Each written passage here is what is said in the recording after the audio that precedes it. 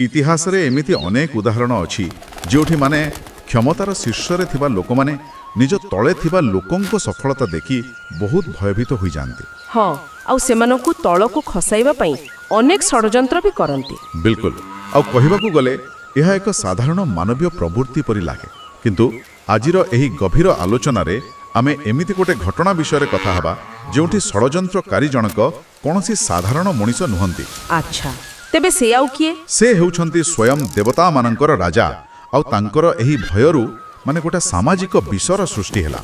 आज आमे ओडिया भागवतर चतुर्थ स्कंद 21 अध्याय उपरे आलोकपात करिवा। एथिरे मैत्रेय मुनि एवं विदुरंक भितरे गोटे अत्यंत रोचक वार्तालाप रहिछि। हाँ जेउथिरे सम्राट पृथुंकर महान अश्वमेध यज्ञ एवं देवराज इंद्रंकर हस्तक्षेप विषय वर्णना करा जाइछि। किंतु आज आमर लक्ष्य केवल गोटे पौराणिक कहानी सुनिबा नही। एकदम ठीक। आमे एथिरे लुचि रहिथिबा मानवीय ईर्षा, नेतृत्वर आदर्श आउ गभीर दर्शन को खोजी बाहर करिवा। ठीक अछि, आसंतु एहाकु टिके खोली विचार करिवा। साधारणतः आमे भाबू जे देवता माने सबुबेले धर्म पक्षरे थांती। हेले एही कहानीटी सेही सरल चिंताधारा को संपूर्ण रूपे बदलाई दिए। एठारे नैतिकतार स्वच्छ दर्पण हठात टिके झापसा होई जाए। एहा क्षमता हराइबार भयर एक गभीर मनस्तात्विक विश्लेषण। आउ सबुठारु आश्चर्यर तथा होची एही घटनारु ही समाज रे मिथ्या आध्यात्मिकता बा जहाकू पाषंड धर्म कहा जाए तार जन्म हैला। तेबे आसंतु कहानीर पृष्ठभूमि को जीवा। निश्चय परिवेशटी बहुत समृद्धशाली थिला। सम्राट पृथु ब्रह्मावर्त अंचल रे पवित्र सरस्वती नदी कूड़ावे निजर 100तम अश्वमेध यज्ञर आयोजन करुथांती। माने एहा पूर्वरु से 99टी यज्ञ सफलतार सह सरी सारिचंती। आउ एही यज्ञ स्थलर वर्णना एते भव्य जे ताहा कल्पना कले भी आश्चर्य लागे। बिल्कुल सेठारे स्वयं ब्रह्मा, शिव, गंधर्व, अप्सरा, महर्षि आउ भगवान हरिंकर निज पारिषद माने भी उपस्थित अछंती। प्रकृति मध्य जेमिति एही यज्ञ रे शामिल होईछि। हाँ मु पढुथिली जे नदी गुड़िकर जल बदल रे क्षीर बहुची आउ वृक्ष गुड़िकर मधु वर्षण होउची। चारियाडे केवल समृद्धि। एही प्राकृतिक वर्णना गुड़िक केवल काव्यिक कल्पना नुहे। जेतेबेले जणे शासक धर्म आउ न्याय मार्ग रे चाले सेतेबेले परिवेश भी तार सकारात्मक प्रतिक्रिया दिए। पृथुंक समय रे पृथ्वी तार सर्वोच्च उत्पादन क्षमता रे थिला। सतरे एहा थिला एक कल्याणकारी शासनर चरम उत्कर्ष। किंतु विडंबना देखंतु जेतेबेले चारियाडे एते समृद्धि थाए सेतेबेले क्षमता केंद्र रे बसिथिबा व्यक्ति मानकर निद हजि जाए। आउ एठारे सेही निद्राहीन व्यक्ति जनक हेउछंती स्वर्गर राजा इंद्र। एकदम इंद्रंक मनरे एक भयंकर असुरक्षित मनोभाव सृष्टि होईछि। कारण तांकर गोटे उपाधि अछि शतक्रतु, जहार अर्थ हेउछि जिए 100टी यज्ञ संपन्न करिछंती। हाँ तेनु जदि पृथु निजर एही 100तम यज्ञटी को शेष करि दियंती तेबे से भी शतक्रतु पालटि जिवे। इंद्रंकर भय जे पृथु हुए तो तांको सिंहासन छड़ाई नेबे। एहा क्षमतार एक अति वास्तववादी चित्र। माने इंद्र प्रकृतरे कोनोसी निर्दिष्ट व्यक्तिंकर नाम नुहे। एहा होउछि गोटिए पदवी आउ जे सेठी बसे ता भितरे सेही पद हराइबार आतंक सबु बळे रहे। जदियो पृथुंकर इंद्रंक सिंहासन नेबार कोनोसी इच्छा नाही तथापि इंद्रंक ईर्ष्या गोटे काल्पनिक शत्रु तैयारी कर दैछि। बिल्कुल से निज परिचय को सेही शतक्रतु उपाधि सहित एते जोर रे बांधी देछंती जे अन्य काहार सफलता तांकु मृत्यु परि लागुछि। एठारे विषयटी प्रकृतरे बहुत रोचक होई जाय। एहाकु जदि आमे आधुनिक दुनिया सह तुलना करिवा तेबे एटा पूरा गोटे बड़ कंपनीर वास्तव चित्र परि लागे। माने धरि नियंतु जने प्रतिष्ठित सीईओ अछंती। अच्छा आउ तांको तळे थिबा जने जुब दक्ष मैनेजर गोटिया परे गोटिए विशाल प्रोजेक्ट सफल करूछंती। हाँ 19टा प्रोजेक्ट सफल हेलानी आउ 100तम चालीछि। सेही मैनेजर कर लक्ष्य हुए तो कंपनीर उन्नति करिबा, सीईओ हेबा नुहे। किंतु सीईओ को मन हे संदेह पसी गलानी। से भाबुछंती बोर्ड सदस्य माने हुए तो तांकु हटाई देबे आउ तापरे से निज पदवी मुहरे अंध होई सेही प्रोजेक्ट को भंडूर करिबा पई तळ स्तरर षडयंत्र आरंभ करंती। एकदम ठीक कहिले। ठीक एई कथा इंद्रंक क्षेत्र रे देखिबाकू मिलुछि। ସେ ଯଜ୍ଞର ସବୁଠାରୁ ଗୁରୁତ୍ୱପୂର୍ଣ୍ଣ ଜିନିଷ ଅର୍ଥାତ୍ ଯଜ୍ଞ ଅଶ୍ୱକୁ ଚୋରି କରିବାର ଯୋଜନା କରୁଛନ୍ତି। ନିଜ ସ୍ଥିତି ବଞ୍ଚାଇବା ପାଇଁ ଶୀର୍ଷରେ ଥିବା ବ୍ୟକ୍ତି କେତେ ତଳକୁ ଖସିପାରେ ଏହା ତାର ପ୍ରମାଣ। କିନ୍ତୁ ଏହି ଘଟଣାର ସବୁଠାରୁ ଗୁରୁତ୍ୱପୂର୍ଣ୍ଣ ଦିଗ ହେଉଛି ଚୋରି କରିବାର ପ୍ରଣାଳୀ। ଇନ୍ଦ୍ର ଖାଲି ଆସି ଘୋଡ଼ା ନେଇ ପଳାଉନାହାନ୍ତି। ସେ ଜାଣନ୍ତି ଯେ ଯଦି ସେ ନିଜ ସ୍ୱର୍ଗର ରାଜା ବେଶରେ ଚୋରି କରିବେ ତାହେଲେ ତାଙ୍କ ସମ୍ମାନ ମାଟିରେ ମିଶିବ। ତେଣୁ ସେ ଗୋଟେ ଛଦ୍ମବେଶ ଧାରଣ କରୁଛନ୍ତି। ମାନେ ସେ ପାଷଣ୍ଡ ବେଶ ଧରିଲେ, ଦେହ ସାରା ଭସ୍ମ ବୋଳିଲେ, ଲାଲ ରଙ୍ଗର ବସ୍ତ୍ର ପିନ୍ଧିଲେ, ମୁଣ୍ଡରେ ଜଟା ବାନ୍ଧିଲେ। ବାହାରକୁ ପୁରା ଜଣେ ପରମ ତ୍ୟାଗୀ ସନ୍ନ୍ୟାସୀ, କିନ୍ତୁ ଭିତରେ ଜଣେ ଚୋର। ଆଉ ଏହି ଛଦ୍ମବେଶର ପ୍ରଭାବ କେତେ ଭୟଙ୍କର ଥିଲା ତାହା ଆମେ ପରେ ଦେଖିବାକୁ ପାଉ। ଯେତେବେଳେ ମହର୍ଷି ଅତ୍ରି ଏହି ଚୋରି ବିଷୟରେ ଜାଣିପାରିଲେ, ସେ ପୃଥୁଙ୍କ ପୁଅ ବିଜିତାଶ୍ୱଙ୍କୁ ଇନ୍ଦ୍ରଙ୍କ ପଛରେ ଗୋଡ଼ାଇବାକୁ କହିଲେ। ଆଉ ବିଜିତାଶ୍ୱ ଧନୁଶର ଧରି ଆକାଶ ମାର୍ଗରେ ଇନ୍ଦ୍ରଙ୍କୁ ଗୋଡ଼ାଉଛନ୍ତି। କିନ୍ତୁ ଆଶ୍ଚର୍ଯ୍ୟର କଥା ଦେଖନ୍ତୁ, ଯେତେବେଳେ ସେ ପାଖରେ ପହଞ୍ଚୁଛନ୍ତି ତାଙ୍କ ହାତରୁ ଧନୁ ଖସି ପଡ଼ିବା ପରି ଅବସ୍ଥା ହେଉଛି। ସତରେ ସେ ଆକ୍ରମଣ କରିପାରୁନାହାନ୍ତି, କାରଣ ସେ ଦେଖୁଛନ୍ତି ଜଣେ ଭସ୍ମଭୂଷିତ ସାଧୁଙ୍କୁ। ଯଦିଓ ଅତ୍ରିମୁନି ପଥରୁ ପାଟି କରି କହୁଛନ୍ତି ଯେ ତାକୁ ଛାଡ଼ ନାହିଁ, ସେ ସାଧୁ ନୁହେଁ, ସେ ଇନ୍ଦ୍ର, ସେ ଚୋର, ତଥାପି ବିଜିତାଶ୍ୱ ସେହି ବେଶଧାରୀଙ୍କ ଉପରେ ଅସ୍ତ୍ର ଉଠାଇ ପାରୁନାହାନ୍ତି। ଏଠାରେ ସବୁଠାରୁ ଆକର୍ଷଣୀୟ କଥା ହେଉଛି ଏହା ମାନବୀୟ ଜ୍ଞାନଗତ ତ୍ରୁଟି, ମାନେ କଗ୍ନିଟିଭ୍ ବାୟସ୍। କଗ୍ନିଟିଭ୍ ବାୟସ୍ର ଏକ ପ୍ରକୃଷ୍ଟ ଉଦାହରଣ। ଆମେ ସ୍ୱଭାବତଃ ଦୃଶ୍ୟମାନ ପ୍ରତୀକ ଉପରେ ବିଶ୍ୱାସ କରୁ। ଯେମିତିକି କାହାର ଚରିତ୍ର ବିଶ୍ଳେଷଣ କରିବାକୁ ସମୟ ନଥିଲେ ଆମେ ତାଙ୍କ ପୋଷାକ ଆଉ ବାହ୍ୟ ଆଚରଣକୁ ଦେଖି ବିଚାର କରୁ। ବିଲକୁଲ ଗୈରିକ ବସ୍ତ୍ର ଆଉ ଭସ୍ମ ହେଉଛି ତ୍ୟାଗର ପ୍ରତୀକ। ଇନ୍ଦ୍ରଙ୍କର କୂଟନୀତି ଥିଲା ଏହି ପବିତ୍ର ପ୍ରତୀକଗୁଡ଼ିକୁ ଏକ କବଚ ଭାବରେ ବ୍ୟବହାର କରିବା। ଏହା ଗୋଟେ ବହୁତ ଗୁରୁତ୍ୱପୂର୍ଣ୍ଣ ପ୍ରଶ୍ନ ଉଠାଉଛି।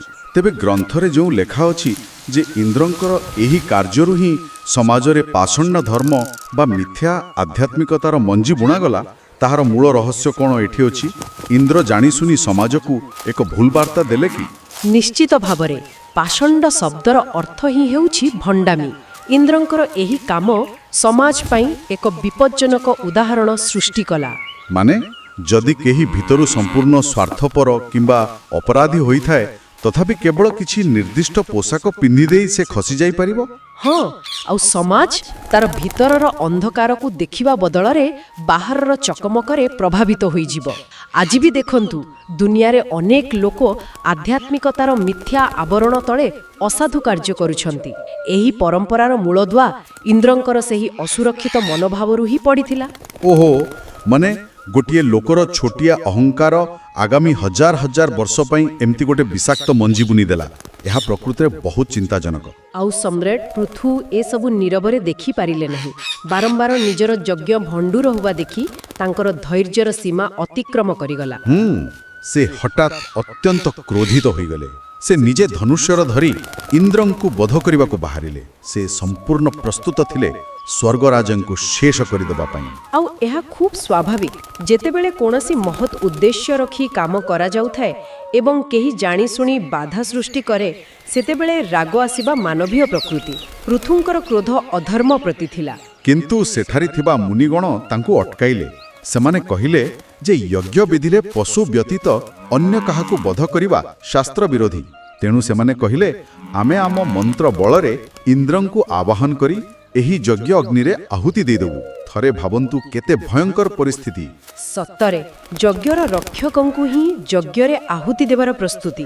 ମୁନିମାନେ ମନ୍ତ୍ର ଉଚ୍ଚାରଣ କରିବାକୁ ଲାଗିଲେ ଏବଂ ଠିକ୍ ସେହି ମୁହୂର୍ତ୍ତରେ ସ୍ୱୟଂ ବ୍ରହ୍ମା ଆସି ହସ୍ତକ୍ଷେପ କଲେ। ଆଉ ସେ ଏହି ବିନାଶକାରୀ ପ୍ରକ୍ରିୟାକୁ ଅଟକାଇ ଦେଲେ। ବ୍ରହ୍ମା ସେମାନଙ୍କୁ ବୁଝାଇଲେ ଯେ ଇନ୍ଦ୍ର ହେଉଛନ୍ତି ସ୍ୱୟଂ ଭଗବାନ ନାରାୟଣଙ୍କର ଏକ ଅଂଶ। ତାଙ୍କୁ ମାରିବାର ଅର୍ଥ ସୃଷ୍ଟିର ଭାରସାମ୍ୟ ନଷ୍ଟ କରିବା। ତା ସହିତ ସେ ପୃଥୁଙ୍କୁ ମଧ୍ୟ ଚେତାଇ ଦେଲେ ଯେ ତାଙ୍କ ଅବତାରର ମୂଳ ଲକ୍ଷ୍ୟ ଧର୍ମର ପ୍ରତିଷ୍ଠା କରିବା, ବିନାଶ ନୁହେଁ। ଯଦି ପୃଥୁବୀ କ୍ରୋଧର ବଶବର୍ତ୍ତୀ ହୋଇ ଇନ୍ଦ୍ରଙ୍କୁ ମାରିଦିଅନ୍ତି, ତେବେ ଇନ୍ଦ୍ର ଆଉ ପୃଥୁଙ୍କ ଭିତରେ ଫରକ କ'ଣ ରହିବ? ଏହା ଏକ ବହୁତ ବଡ଼ କଥା। ଆଉ ତାପରେ ଯାହା ଘଟିଲ ତାହା ଏହି କାହାଣୀର ସବୁଠାରୁ ଗଭୀର ଆଧ୍ୟାତ୍ମିକ ଅନୁଭୂତି। ଯଜ୍ଞ ଶେଷରେ ସ୍ୱୟଂ ଭଗବାନ ବିଷ୍ଣୁ ପ୍ରକଟ ହେଲେ, ଆଉ ତାଙ୍କ ସାଥିରେ ସେହି ଅପରାଧୀ ଇନ୍ଦ୍ର ମଧ୍ୟ ଥିଲେ। ବିଷ୍ଣୁ ପୃଥୁଙ୍କୁ ଯେଉଁ ଉପଦେଶ ଦେଲେ ତାହା ବୁଝିବା ନିତାନ୍ତ ଆବଶ୍ୟକ। ସେ କହିଲେ ଯେ ଏହି ଶରୀର ଅନିତ୍ୟ ଏବଂ ଆତ୍ମା ହେଉଛି ନିର୍ଗୁଣ, ସ୍ୱୟଂ ଜ୍ୟୋତିର୍ମୟ ଏବଂ ଏହି ଭୌତିକ ଶରୀର ଠାରୁ ସମ୍ପୂର୍ଣ୍ଣ ଭିନ୍ନ। ମୁଁ ଏଠି ଟିକେ ଅଟକିବାକୁ ଚାହେଁ। ଏହି ଆତ୍ମା ନିର୍ଗୁଣ କଥାଟି ଶୁଣିବାକୁ ବହୁତ ଓଜନିଆ ଲାଗୁଛି। ମାନେ ଜଣେ ସାଧାରଣ ଶ୍ରୋତାଙ୍କ ପାଇଁ ଏହାର ସରଳ ଅର୍ଥ କ'ଣ ହୋଇପାରେ? କେମିତି ଏହା ଇନ୍ଦ୍ରକୁ କ୍ଷମା କରିବା ସହିତ ଯୋଡ଼ି ହୋଇଛି? ଏହାକୁ ଏକ ଅତି ସରଳ ଉଦାହରଣ ମାଧ୍ୟମରେ ବୁଝିବା। କଳ୍ପନା କରନ୍ତୁ ଯେ ଆପଣ ଏକ ସିନେମା ହଲ୍ରେ ବସି ଚଳଚ୍ଚିତ୍ର ଦେଖୁଛନ୍ତି। ପର୍ଦ୍ଦା ଉପରେ ହୁଏତ ବର୍ଷା ହେଉଛି, ନିଆଁ ଲାଗିଛି କିମ୍ବା ଯୁଦ୍ଧ ଚାଲିଛି, କିନ୍ତୁ ସେହି ପର୍ଦ୍ଦାଟି କ'ଣ କେବେ ପାଣିରେ ଓଦା ହୁଏ କି ନିଆଁରେ ପୋଡ଼ିଯାଏ? ନା, ବିଲକୁଲ ନୁହେଁ। ପର୍ଦ୍ଦା ତ ପର୍ଦ୍ଦା ହିଁ ରୁହେ। ଏକଦମ ଠିକ୍। ପର୍ଦ୍ଦାଟି ସର୍ବଦା ନିର୍ବିକାର ରହେ। ଠିକ୍ ସେହିପରି ଆମର ଶରୀର ଏବଂ ମନ ହେଉଛି ଚଳଚ୍ଚିତ୍ରର ଚରିତ୍ର, ଯେଉଁ କ୍ରୋଧ, ଈର୍ଷା, ସଫଳତା ବା ବିଫଳତା ଅନୁଭବ କରନ୍ତି। କିନ୍ତୁ ଆମ ଭିତରେ ଥିବା ଆତ୍ମା ହେଉଛି ସେହି ପର୍ଦ୍ଦା ପରି। ଏହାର କୌଣସି ଗୁଣ ବା ଦୋଷ ନାହିଁ, ତାହା ନିର୍ଗୁଣ। ଓହୋ, ତେବେ ବିଷ୍ଣୁ ପୃଥୁଙ୍କୁ ବୁଝାଉଥିଲେ ଯେ ଇନ୍ଦ୍ର ଯାହା ବି କ୍ଷତି କଲେ ତାହା କେବଳ ବାହ୍ୟ କର୍ମକାଣ୍ଡର କ୍ଷତି। ପୃଥୁଙ୍କର ପ୍ରକୃତ ସ୍ୱରୂପ ବା ଆତ୍ମାର କୌଣସି କ୍ଷତି କରିବା ଇନ୍ଦ୍ରଙ୍କ ପକ୍ଷେ ଅସମ୍ଭବ। ହଁ, ଯେତେବେଳେ ଜଣେ ଜ୍ଞାନୀ ବ୍ୟକ୍ତି ଏହା ବୁଝିଯାଏ, ସେ ଅନ୍ୟର ଅଜ୍ଞାନତା ଉପରେ ଆଉ କ୍ରୋଧ କରେ ନାହିଁ, ବରଂ ଦୟା କରେ। ଦୁଃଖ ଆଉ ସୁଖକୁ ସମାନ ଭାବରେ ଦେଖିବାର ସମଦୃଷ୍ଟି ଏଠୁ ହିଁ ଆସେ। ବା, ଏହା ମୋ ଚିନ୍ତାଧାରାକୁ ସମ୍ପୂର୍ଣ୍ଣ ରୂପେ ବଦଳାଇ ଦେଉଛି। ଯଦି ମୋର ଅସଲି ସ୍ୱରୂପ ଅକ୍ଷତ ଅଛି, ତେବେ ହାଗିବାର କୌଣସି କାରଣ ହିଁ ନାହିଁ। ଆଉ ଏହା ହିଁ ବୋଧହୁଏ କାରଣ ଥିଲା ଯେ ପୃଥୁ ସେହି ମୁହୂର୍ତ୍ତରେ ସବୁକିଛି ଭୁଲିଗଲେ ଆଉ ଇନ୍ଦ୍ରଙ୍କୁ କ୍ଷମା କରିଦେଲେ। ଏକଦମ। ଯେତେବେଳେ ଇନ୍ଦ୍ର ନିଜ କର୍ମ ପାଇଁ ଲଜ୍ଜିତ ହୋଇ ପୃଥୁଙ୍କ ପାଦତଳେ ପଡ଼ି କ୍ଷମା ପ୍ରାର୍ଥନା କଲେ, ପୃଥୁ ତାଙ୍କୁ ଉଠାଇ ଆଲିଙ୍ଗନ କଲେ।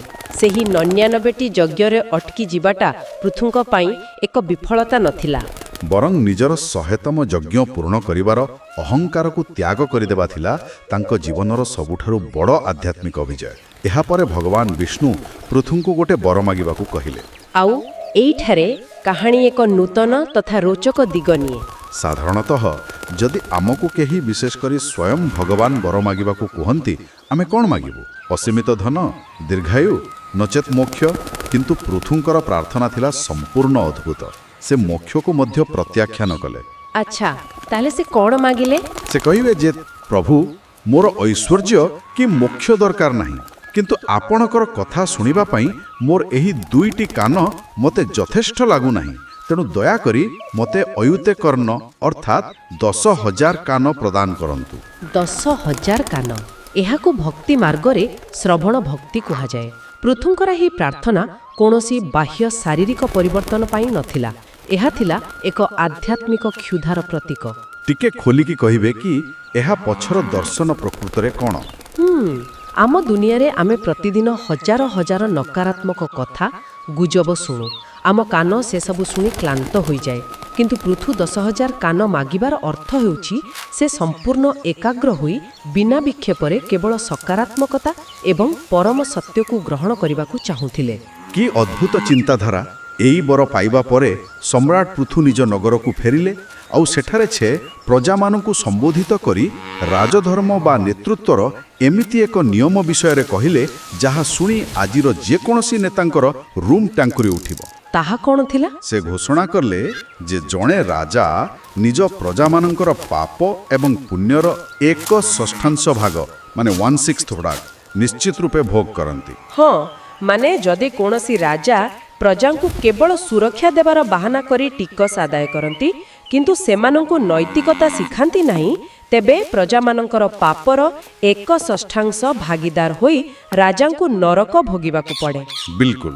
ଏହା ଥୋଇ ସେ ସମସ୍ତ ପ୍ରଜାଙ୍କୁ ନିଜ ନିଜର ସ୍ୱଧର୍ମ ପାଳନ କରିବାକୁ ନିର୍ଦ୍ଦେଶ ଦେଲେ। ଏହି କଥା ଶୁଣି ପ୍ରଜାମାନେ ଅତ୍ୟନ୍ତ ଆନନ୍ଦିତ ହୋଇଗଲେ, କାରଣ ପୃଥୁଙ୍କର ପିତା ରାଜା ବେଣ ଅତ୍ୟନ୍ତ ଅତ୍ୟାଚାରୀ ଥିଲେ ଆଉ ପ୍ରଜାଙ୍କୁ ଭୁଲ ରାସ୍ତାରେ ନେଇଯାଇଥିଲେ। କିନ୍ତୁ ପୃଥୁ ସେମାନଙ୍କୁ ସେହି ପାପରୁ ଉଦ୍ଧାର କଲେ। ଏବେ ଯଦି ଆମେ ଏହାକୁ ଆଧୁନିକ ବ୍ୟବସ୍ଥା ସହିତ ତୁଳନା କରିବା, ଦେଖିବା ଯେ ଆଜିକାଲି ନେତୃତ୍ୱ କେବଳ ପରିସଂଖ୍ୟାନରେ ସୀମିତ। କମ୍ପାନୀର ବସ୍ କେବଳ ରେଭେନ୍ୟୁ ଦେଖୁଛନ୍ତି ଆଉ ରାଜନେତାମାନେ କେବଳ ଅର୍ଥନୀତି କଥା କହୁଛନ୍ତି। କିନ୍ତୁ ପୃଥୁଙ୍କର ଏହି 1/6 କର୍ମ ନିୟମ ଅନୁସାରେ ଜଣେ ପ୍ରକୃତ ନେତା କେବଳ ଆର୍ଥିକ ବିକାଶ ପାଇଁ ଦାୟୀ ନୁହେଁ। ଯଦି କର୍ମଚାରୀ ବା ନାଗରିକମାନେ ନୈତିକ ସ୍ତରରେ ତଳକୁ ଖସିଯାଆନ୍ତି, ତାର ଦଣ୍ଡ ନେତାଙ୍କୁ ହିଁ ଭୋଗିବାକୁ ପଡ଼ିବ। ଏକଦମ ସଠିକ୍ କଥା। ନେତୃତ୍ୱ ମାନେ କ୍ଷମତା ଉପଭୋଗ କରିବା ନୁହେଁ, ଏହା ହେଉଛି ଅନ୍ୟମାନଙ୍କର ଚରିତ୍ର ନିର୍ମାଣର ଏକ ବଡ଼ ଦାୟିତ୍ୱ। ପୃଥୁଙ୍କର ଚରିତ୍ର ପ୍ରମାଣିତ କରେ ଯେ ବିନମ୍ରତା ଆଉ ସେବା ମନୋଭାବ ହିଁ ସର୍ବୋଚ୍ଚ କ୍ଷମତାର ପ୍ରକୃତ ଅଳଙ୍କାର। ତେବେ ଆଜିର ଏହି ଆଲୋଚନା ଆମକୁ ଏକ ଚମତ୍କାର ଯାତ୍ରାରେ ନେଇଗଲା। ଆମେ ଦେଖିଲେ କିପରି ଇନ୍ଦ୍ରଙ୍କର ଗୋଟେ ଛୋଟିଆ ଅସୁରକ୍ଷିତ ମନୋଭାବରୁ ମିଥ୍ୟାଚାର ଜନ୍ମ ନେଲା, ଆଉ କିପରି ଆତ୍ମାର ନିର୍ଗୁଣ ସ୍ୱରୂପକୁ ଚିହ୍ନିନେ ସବୁଠାରୁ ବଡ଼ ଅପରାଧୀକୁ ବି କ୍ଷମା କରିଦେବା ସହଜ ହୋଇଯାଏ। ପ୍ରକୃତରେ ଆମ ଦୈନନ୍ଦିନ ଜୀବନରେ ଏହାର ବହୁତ ବଡ଼ ଉପଯୋଗିତା ରହିଛି। ଆମ ସମସ୍ତଙ୍କ ଭିତରେ ସର୍ବଦା ଜଣେ ଇନ୍ଦ୍ର ଆଉ ଜଣେ ପୃଥୁ ଥାଆନ୍ତି। ଯେତେବେଳେ ଆମେ ଅନ୍ୟର ଉନ୍ନତି ଦେଖି ଭୟଭୀତ ହୋଇ ଛଦ୍ମବେଶ ପିନ୍ଧୁ, ଆମେ ଇନ୍ଦ୍ର ପାଲଟି ଯାଉ। କିନ୍ତୁ ଆମର ଲକ୍ଷ୍ୟ ହେବା ଉଚିତ ପୃଥୁଙ୍କ ପରି ମୁହୂର୍ତ୍ତ ସୃଷ୍ଟି କରିବା, ଯେଉଁଠି ଆମେ ଅହଙ୍କାର ତ୍ୟାଗ କରି ବୃହତ୍ତର କଲ୍ୟାଣ ଉପରେ ଧ୍ୟାନ ଦେବା। ଏହି ବିଚାରଧାରାକୁ ଆଧାର କରି ବିଦାୟ ନେବା ପୂର୍ବରୁ ଆମେ ଗୋଟେ ଗଭୀର ଚିନ୍ତାଧାରା ଉପସ୍ଥାପନ କରୁଛୁ। ଆସନ୍ତୁ ଟିକେ ଚିନ୍ତା କରିବା ଯେ ଯଦି ଆମେ ସେହି 1/6 କର୍ମ ନିୟମକୁ ଆମ ନିଜ ପାଇଁ ପ୍ରୟୋଗ କରିବା, ତେବେ କ'ଣ ହେବ?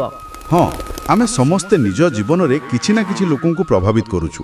ଆମେ ପରିବାରର ମୁଖ୍ୟ ହୋଇପାରୁ, ଅଫିସରେ ମ୍ୟାନେଜର ହୋଇପାରୁ, କିମ୍ବା କାହାର ବଡ଼ ଭାଇ ବା ଭଉଣୀ ହୋଇପାରୁ। ଯଦି ଆମ ପ୍ରଭାବରେ ଥିବା ସେହି ବ୍ୟକ୍ତିମାନେ କୌଣସି ଭୁଲ କାମ କରନ୍ତି, ନୈତିକ ମୂଲ୍ୟବୋଧରୁ ଖସିଯାଆନ୍ତି, ତେବେ କ'ଣ ସେମାନଙ୍କର ସେହି ପତନ ପାଇଁ ଆମେ ମଧ୍ୟ କିଛି ମାତ୍ରାରେ ଦାୟୀ ନହୁଁ କି? କାରଣ ହୁଏତ ଆମେ ସେମାନଙ୍କୁ ସଠିକ୍ ଦିଗ ଦର୍ଶନ ଦେବାରେ ବିଫଳ ହୋଇଛୁ। ନିଜ କ୍ଷମତା ଏବଂ ପ୍ରଭାବର ଏହି ନୈତିକ ଦାୟିତ୍ୱବୋଧ ବିଷୟରେ ଥରେ ଗଭୀର ଭାବେ ଚିନ୍ତା କରି ଦେଖିବା ଉଚିତ।